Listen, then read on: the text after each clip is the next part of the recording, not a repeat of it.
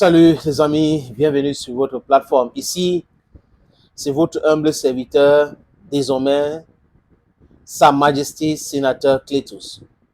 Si vous êtes un Africain ou un soutien de l'Afrique, vous ne pouvez pas rester un seul jour sans vous fâcher.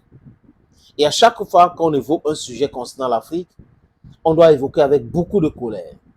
Parce qu'on subit tellement de l'injustice, on subit tellement de choses incroyables. On n'a rien fait contre les gens, mais les gens font tout contre nous. Vous savez pourquoi? Parce qu'on est béni. On a un sous-sol immensément riche. Nos terres sont agricoles, fertiles. On a de l'intelligence. La démographie est de notre côté. Et ceux de l'autre côté, ceux qui nous ont esclavagisés, qui nous ont colonisés, qui nous ont amené des religions pour pouvoir nous détruire le cerveau, ce sont ceux qui sont en train de financer l'instabilité en Afrique pour continuer à nous piller. Tant qu'on n'a pas compris cela, on sera toujours hors sujet en analysant ces différents sujets-là. Il y a un député belge que j'apprécie. Il y a un autre député français que j'apprécie, le coq. Ce député belge a fait une sortie remarquée et remarquable. Il ne comprend pas pourquoi la Belgique, qui est une ancienne puissance colonisatrice du Congo, reste muet devant les injustices. Et après, lui, il a compris. Il dit, oui, je sais. C'est parce que l'Union européenne a signé des accords avec le Rwanda pour l'exploitation des ressources naturelles du Congo. Parce que le Rwanda qui signe ces accords-là produit quoi? Ils ont quoi sur leur sous-sol? Les différents sites d'exploitation, c'est où au Rwanda? Est-ce qu'on peut géolocaliser cela? Ce sont des questions aussi simples comme ça, mais des questions très profondes. Les amis, il dit que les États-Unis, l'Europe, la Belgique restent calmes parce qu'ils sont les instigateurs de cette violence en RDC. Le peuple souffre. On a des millions de gens qui sont morts au Congo, des millions de gens qui sont déplacés, mais ils vont venir nous parler de l'Ukraine, jusqu'à nous demander de soutenir l'Ukraine. Donc, quand les Occidentaux se lèvent pour nous demander de soutenir l'Ukraine, est-ce qu'ils ont encore quelque chose dans leur cerveau? Nous, on est en train de souffrir. Vous nous proposez la souffrance. Vous nous demandez de soutenir l'Ukraine. Donc, on ne doit pas soutenir l'Afrique. Quand les choses se passent en Afrique, c'est normal. Business as usual. On peut nous dire, non, il ne faut pas la violence et tout. D'accord. Mais quand ça se passe en Ukraine, il faut la violence. Il faut la guerre pour régler le problème là. Vous écoutez? C'est le double standard, double discours. Et c'est des choses insensées. Et les gars, ils ne font que répéter ça. Et comme des perroquets, on a certains enfants d'Afrique qui sont des esclaves de la maison, qui répètent la même chose, ces mêmes narratifs qui viennent de l'Occident. Les amis, je vous suggère d'écouter ces députés. Ministre des Affaires étrangères du Royaume de Belgique, je vous interpelle sur la situation dramatique du peuple congolais. Je pose la question, pourquoi la Belgique n'intervient pas? Pourquoi la Belgique n'intervient pas pour aider la tragédie du peuple congolais à l'est du Congo?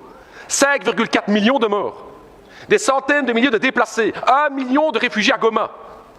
Et une responsabilité écrasante qui pointe du doigt le Rwanda présent à l'est du Congo avec son armée. Et que fait la Belgique? Rien. Rien. Comment est-ce possible? Quand la Russie envahit l'Ukraine, à juste titre, c'est la condamnation. Ce sont les sanctions, ce sont les livraisons d'armes à l'Ukraine. Mais quand il s'agit de la République démocratique du Congo, rien. On n'aide pas. La vie d'un Congolais ne vaut-elle pas la vie d'un Ukrainien? La vie d'une Congolaise ne vaut pas la vie d'une Ukrainienne? C'est la question que tous les peuples d'Afrique se posent. Pourquoi ce 2 poids 2 mesures? Qu'est-ce qui se passe dans la politique belge aujourd'hui? Alors je vais vous le dire, Madame la Ministre, non seulement la Belgique ne fait rien, non seulement les États-Unis ne font rien, mais je vais me dire plus. Hier encore, l'Union européenne a signé un accord avec le Rwanda. Un accord sur quoi? La gestion durable des matières premières. Nous y sommes. Le coltan, le cobalt, le nickel, le diamant, le cuivre.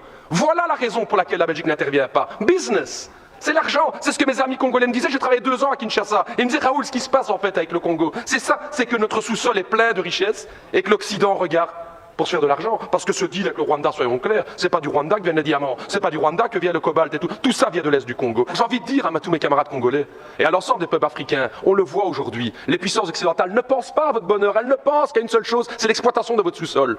Vous pouvez aujourd'hui, vous pouvez croire à vos propres forces.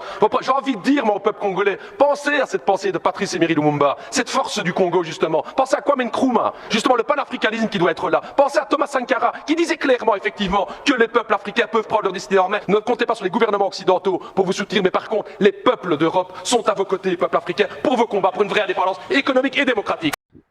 Une pure vérité, l'hypocrisie du ministère belge des Affaires étrangères est claire. L'hypocrisie de l'Union européenne est là, claire. L'hypocrisie de la France et certains pays de l'Afrique comme l'Ouganda, comme le Kenya, comme la Tanzanie, comme l'Angola, comme le Rwanda. Les Congolais et les Congolaises devraient se mettre debout. Comptez sur vous-même, la jeunesse, le peuple congolais, et comptez sur la jeunesse africaine et pas sur les oligarques là. Ils ne vous aiment pas. Ils veulent uniquement le sous-sol congolais. We are sick and tired of all this nonsense. Thank you, friends. Bye-bye for now.